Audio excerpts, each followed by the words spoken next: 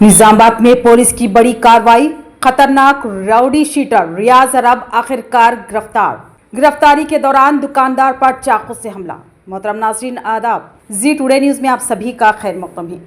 निजामाबाद में रात के अंधेरे में पुलिस ने खुफिया इत्तला पर शानदार और सनसनीखेज कार्रवाई अंजाम दी। ज़राए के मुताबिक पुलिस को इत्तला मिली थी कि राउडी शीटर रियाज अरब सीआरपीएफ कैंप के सामने वाले इलाके में निजाम सागर किनाल के करीब छुपा हुआ है। पुलिस ने फौरी तौर पर इलाके का मुहासरा करते हुए जाल बिछाया, मगर रियाज ने मौके से फरार होने की कोशिश की। उसी दौरान पुलिस की जानिब से एक फायर भी किया गया, ताहम निशाना चूक गया और रियाज घने अंधेरे और झाड़ियों का फायदा उठाते हुए फरार हो गया।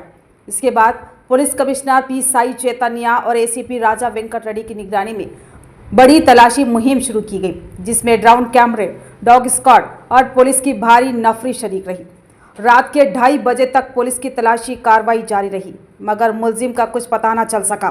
ताहम सुबह इत्तला मिली कि रियाज अरब सीआरपीएफ के करीब एक टूटी हुई लारी के अंदर छुपा हुआ है।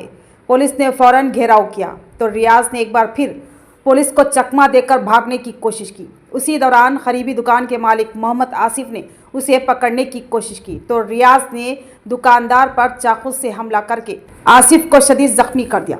जख्मी को फौरी तौर पर खानगी दवाखाना मुंतकिल किया गया। पुलिस ने बिल आकर रियाज अरब को काबू में कर लिया और उसे धर दबोच लिया।